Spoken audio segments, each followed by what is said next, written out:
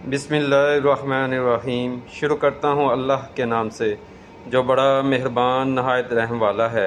سیرت النبی صلی اللہ علیہ وآلہ وسلم، قسط نمبر 23، عنوان اسلام کا پہلا مرکز۔ حضرت صہیب اور حضرت عمار رضی اللہ تعالیٰ عنہ دونوں آپ صلی اللہ علیہ وآلہ وسلم کی خدمت میں حاضر ہوئے۔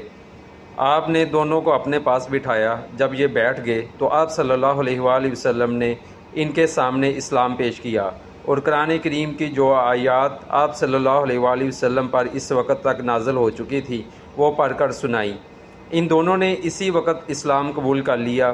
اس روز شام تک یہ دونوں نبی کریم صلی اللہ علیہ وآلہ وسلم کے پاس رہے۔ شام کو دونوں چپکے سے چلے آئے۔ حضرت عمار رضی اللہ تعالیٰ عنہ سیدھے اپنے گھر پہنچے تو ان کے ماں باپ نے ان سے پوچھا کہ دن بھر کہاں تھے۔ انہوں نے فوراً ہی بتا دیا کہ وہ مسلمان ہو چکے ہیں۔ ساتھ ہی انہوں نے ان کے سامنے بھی اسلام پیش کیا اور اس دن انہوں نے قرآن پاک کا جو حصہ یاد کیا تھا وہ ان کے سامنے تلاوت کیا۔ ان دونوں کو یہ کلام بے حد پسند آیا۔ یہ دونوں فوراً ہی بیٹے کے ہاتھ پر مسلمان ہو گئے۔ اسی بنیاد پر نبی کریم صلی اللہ علیہ وآلہ وسلم حضرت عمار بن یاسر رضی اللہ تعالیٰ عنہ کو الطیب المطیب کہا کرتے تھے، یعنی پاک باز اور پاک کرنے والے۔ اسی طرح حضرت عمران رضی اللہ تعالیٰ عنہ اسلام لائے تو کچھ عرصے بعد ان کے والد حضرت حسین رضی اللہ تعالیٰ عنہ بھی مسلمان ہو گئے۔ ان کے اسلام لانے کی تفصیل یوں ہے۔ ایک مرتبہ قریش کے لوگ نبی کریم صلی اللہ علیہ وآلہ وسلم سے ملاقات کے لیے آئے۔ ان میں حضرت حسین رضی اللہ تعالیٰ عنہ بھی تھے۔ قریش کے لوگ تو باہر رہ گئے، حسنین رضی اللہ تعالیٰ عنہ اندر چلے گئے۔ نبی کریم صلی اللہ علیہ وآلہ وسلم نے انہیں دیکھ کر فرمایا ان بزرگ کو جگہ دو۔ جب وہ بیٹھ گئے تب حضرت حسین رضی اللہ تعالیٰ عنہ نے کہا یہ آپ کے بارے میں ہمیں کیسی باتیں معلوم ہو رہی ہیں؟ آپ صلی اللہ علیہ وآلہ وسلم ہمارے معبودوں کو برا کہتے ہیں۔ نبی کریم صلی اللہ علیہ وآلہ وسلم نے ارشاد فرمایا اے حسین آپ کتنے معبودوں کو پوجتے ہیں؟ حضرت حسین رضی اللہ تعالیٰ عنہ نے جواب دیا ہم 7 معبودوں کی عبادت کرتے ہیں، ان میں سے 6 تو زمین میں ہیں، ایک آسمان پر۔ اس پر آپ صلی اللہ علیہ وآلہ وسلم نے فرمایا اور اگر آپ کو کوئی نقصان پہنچ جائے تو پھر آپ کس سے مدد مانگتے ہیں؟ حضرت حسین رضی اللہ تعالیٰ عنہ بولے اس صورت میں ہم اس سے دعا مانگتے ہیں جو آسمان میں ہے۔ یہ جواب سن کر آپ صلی اللہ علیہ وآلہ وسلم نے فرمایا وہ تو تنہا تمہاری دعائیں سن کر پوری کرتا ہے اور تم اس کے ساتھ دوسروں کو بھی شریک کرتے ہو۔ اے حسین کیا تم اپنے اس شرک سے خوش ہو؟ اسلام قبول کرو، اللہ تعالیٰ تمہیں سلامتی دے گا۔ حضرت حسین رضی اللہ تعالیٰ عنہ یہ سنتے ہی مسلمان ہو گئے۔ اس وقت ان کے بیٹے حضرت عمران رضی اللہ تعالیٰ عنہ اٹھ کر باپ کی طرف بڑھے اور ان سے لپٹ گئے۔ اس کے بعد حضرت حسین رضی اللہ تعالیٰ عنہ نے واپس جانے کا ارادہ کیا تو آپ صلی اللہ علیہ وآلہ وسلم نے اپنے صحابہ کرام رضی اللہ تعالیٰ عنہ سے فرمایا انہیں ان کے گھر تک پہنچا کر آئیں۔ حضرت حسین رضی اللہ تعالیٰ عنہ جب دروازے سے باہر نکلے تو وہاں قریش کے لوگ موجود تھے۔ انہیں دیکھتے ہی بولے تو یہ بھی بے دین ہو گیا۔ اس کے بعد وہ سب لوگ اپنے گھروں کو لوٹ گئے اور صحابہ کرام نے حضرت حسین رضی اللہ تعالیٰ عنہ کو ان کے گھر تک پہنچایا۔ اس طرح 3 سال تک نبی کریم صلی اللہ علیہ وآلہ وسلم خفیہ طور پر تبلیغ کرتے رہے۔ اس دوران جو شخص بھی مسلمان ہوتا تھا وہ مکہ کی گھاٹیوں میں چھپ کر نمازیں ادا کرتا تھا۔ پھر ایک دن ایسا ہوا کہ حضرت سعد بن ابی وقاص رضی اللہ تعالیٰ عنہ کچھ دوسرے صحابہ کے ساتھ مل مکہ کی ایک گھاٹی میں تھے کہ اچانک وہاں قریش کی ایک جماعت پہنچ گئی۔ اس وقت صحابہ نماز پڑھ رہے تھے۔ مشرکوں کو یہ دیکھ کر بہت غصہ آیا۔ وہ ان پر چڑھ دوڑے، ساتھ میں برا بلا بھی کہہ رہے تھے۔ ایسے میں حضرت سعد بن ابی وقاص رضی اللہ تعالیٰ عنہ نے ان میں سے ایک کو پکڑ لیا اور اس کو ایک ضرب لگائی۔ اس سے اس کی کھال پھٹ گئی، خون بہہ نکلا۔ یہ پہلا خون ہے جو اسلام کے نام پر بہایا گیا۔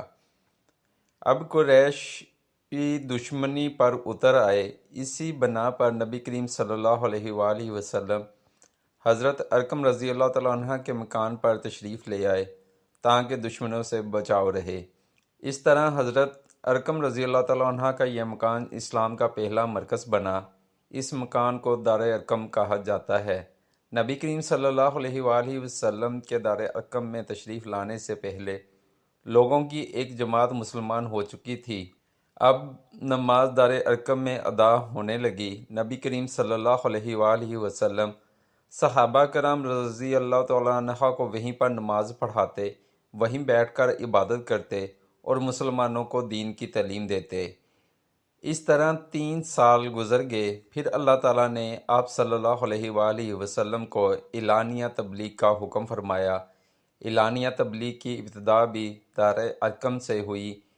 یہاں آپ صلی اللہ علیہ وآلہ وسلم خفیہ طور پر دعوت دیتے رہے تھے، یہاں تک کہ اللہ تعالیٰ نے سورۃ شعراء میں آپ صلی اللہ علیہ وآلہ وسلم کو حکم فرمایا، اور آپ صلی اللہ علیہ وآلہ وسلم اپنے نزدیک کے اہل خاندان کو ڈرائیے۔ یہ حکم ملتے ہی آپ صلی اللہ علیہ وآلہ وسلم کافی پریشان ہوئے، یہاں تک کہ آپ صلی اللہ علیہ وآلہ وسلم کی پھوپھیوں نے خیال کیا کہ آپ صلی اللہ علیہ وآلہ وسلم کچھ بیمار ہیں، چنانچہ وہ آپ صلی اللہ علیہ وآلہ وسلم کی بیمار پرسی کے لیے آپ صلی اللہ علیہ وآلہ وسلم کے پاس آئیں۔ تب آپ صلی اللہ علیہ وآلہ وسلم نے ان سے فرمایا، میں بیمار نہیں ہوں، بلکہ مجھے اللہ تعالیٰ نے حکم دیا ہے کہ میں اپنے قریبی رشتہ داروں کو آخرت کے عذاب سے ڈراؤں، اس لیے میں چاہتا ہوں تم بنی عبد المطلب کو جمع کرو اور انہیں اللہ کی طرف آنے کی دعوت دو۔ یہ سن کر آپ صلی اللہ علیہ وآلہ وسلم کی پھوپھیوں نے کہا، ضرور جمع کریں، مگر ابو لہب کو نہ بلائیے گا، کیونکہ وہ ہرگز آپ صلی اللہ علیہ وآلہ وسلم کی بات نہیں مانے گا۔ ابو لہب کا دوسرا نام عبد الاعضیٰ تھا۔ یہ آپ صلی اللہ علیہ وآلہ وسلم کا چچا تھا اور بہت خوبصورت تھا، مگر بہت سنگ دل اور مغرور تھا۔ دوسرے دن نبی کریم صلی اللہ علیہ وآلہ وسلم نے بنو عبد المطلب کے پاس دعوت بھیجی۔ اس پر وہ سب آپ صلی اللہ علیہ وآلہ وسلم کے ہاں جمع ہو گئے۔ ان میں ابو لہب بھی تھا۔ اس نے کہا، یہ تمہارے چچا اور ان کی اولادیں جمع ہیں، تم جو کچھ کہنا چاہتے ہو کہو اور اپنی بے دینی کو چھوڑ دو۔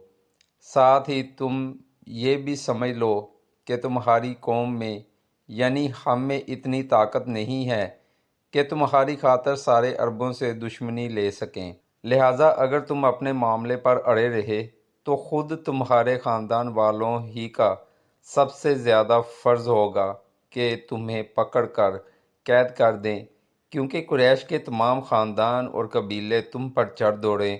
اس سے تو یہی بہتر ہوگا کہ ہم ہی تمہیں قید کر دیں۔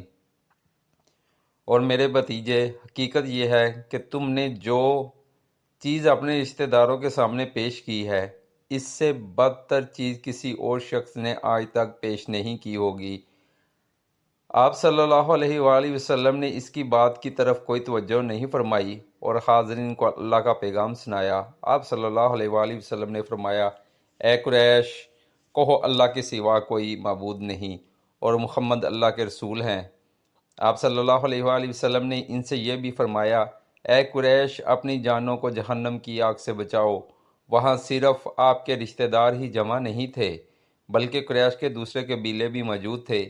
اس لیے آپ صلی اللہ علیہ وآلہ وسلم نے ان کے قبیلوں کے نام لے لے کر انہیں مخاطب فرمایا، یعنی آپ صلی اللہ علیہ وآلہ وسلم نے یہ الفاظ ادا فرمائے، اے بنو ہاشم، اے بنی ہاشم، اپنی جانوں کو جہنم کے عذاب سے بچاؤ۔ اے بنی عبد الشمس، اپنی جانوں کو جہنم کی آگ سے بچاؤ۔ اے بنی عبد مناف، اے بنی زخرہ، اے کعب بن لوئی، اے بنی مرو بن کعب، اپنی جانوں کو جہنم کی آگ سے بچاؤ۔ اے صفیہ، محمد کی پھوپھی، اپنے آپ کو جہنم کی آگ سے بچاؤ۔ ایک روایت کے مطابق آپ صلی اللہ علیہ وآلہ وسلم نے یہ الفاظ بھی فرمائے، نہ میں دنیا میں تمہیں فائدہ پہنچا سکتا ہوں، نہ آخرت میں کوئی فائدہ پہنچانے کا اختیار رکھتا ہوں، سوائے اس صورت کے کہ تم کہو لا الہ الا اللہ، چونکہ تمہاری مجھ سے رشتہ داری ہے، اس لیے اس کے بھروسے پر کفر اور شرک کے اندھیروں میں گم نہ رہنا۔ اس پر ابو لہب آگ بگولا ہو گیا۔ اس نے تلملا کر کہا، تم ہلاک ہو جاؤ، کیا تو نے ہمیں اسی لیے جمع کیا تھا؟ پھر سب لوگ چلے گئے۔ اس کے بعد کچھ دن تک